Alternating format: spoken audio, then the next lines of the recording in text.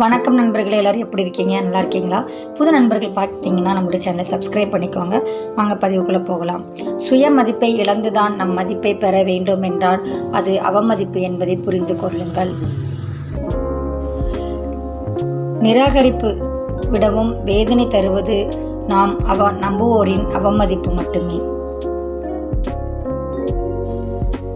நொடிக்கு நொடி மாறிக்கொண்டே இருப்பது நேரமும் காலமும் மட்டுமல்ல, சில மனிதர்களின் மனமும் தான்.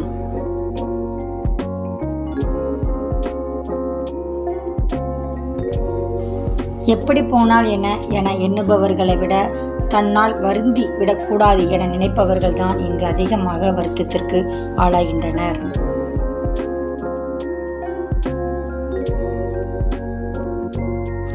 நேர்மையாக வாழ்ந்து பார், எவ்வளவு துரோகிகளை கடந்து வர வேண்டும் என்பது உனக்கு புரியும்.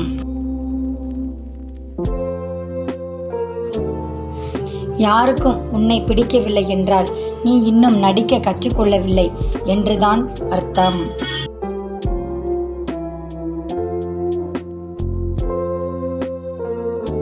உண்மையாய் இருப்பதால் தான் அதிகம் காயப்படுகின்றோம். உரிமையாக இருப்பதால் தான் அதிகம் கோபப்படுகிறோம். நேர்மையாக இருப்பதால் தான் அதிகம் சோதிக்கப்படுகின்றோம். பணத்திற்காக வரும் அன்பு பாதியில் போய்விடும்.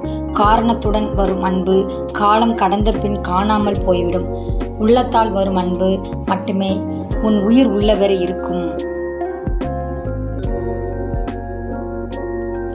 சில உறவுகளிடம் உரிமை இருக்கிறது என்று எண்ணினாலும் மரியாதை இல்லை என்று தெரிகிற போது ஒதுங்கி இருப்பது நல்லது.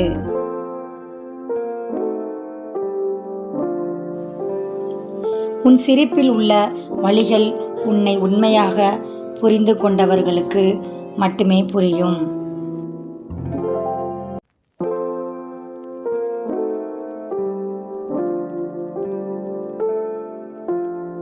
புரிதல் இல்லாத இடத்தில் புலம்பினாலும் தீராது. புரிதல் உள்ள இடத்தில் புலம்பல்களே இருக்காது.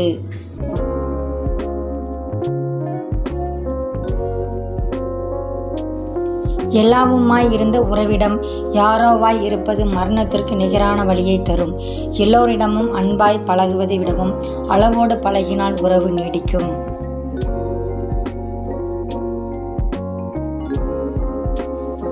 இழந்ததை மறந்துவிடு, இருப்பதை இழக்காமல் இரு. சில இழப்புகள் வலியை தரும், சில இழப்புகள் வலிமையை தரும்.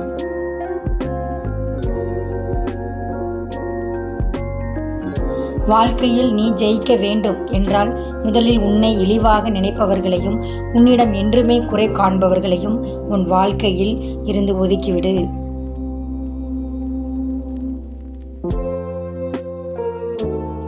நீங்கள் உரிமை எடுக்கும் பொழுது அவர் அதற்கு தயாரா என்பதை ஒரு கணம் யோசித்து எடுங்கள். அமைதியின்றி எடுக்கும் உரிமை அர்த்தமற்ற வருத்தங்களை உண்டாக்கிவிடும்.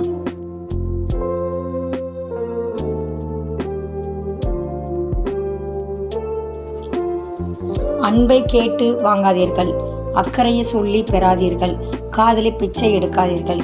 இவையெல்லாம் கிடைக்காத இடத்தில் ஒரு நொடியும் இருக்காதீர்கள்.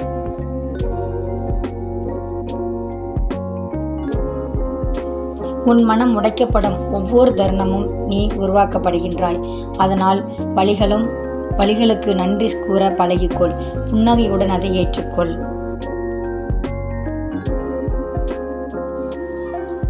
சிரித்துவிட்டு கடந்து செல். சில்லறை புத்தி கொண்ட மனிதர்கள்.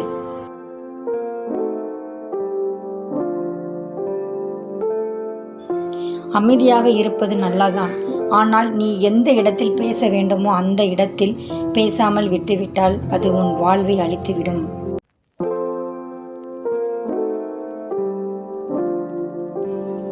சிலரை பற்றிய சிந்தனை உனக்கு வரக்கூடாது என்றால் அவர்களால் நீ பட்ட பாதிப்பும் தீவிரத்தை உணர்ந்து பார். எரிக்கும் நெருப்பை யாரும் அடியில் கட்டிக்கொண்டு திரிய மாட்டார்கள். வருடக்கணக்கில் அன்பாய் இருக்கும் உறவுகளை விட அடிக்கடி சண்டை போட்டு சமாதானமாகும் உறவுகளுக்கே ஆயுள் அதிகம்.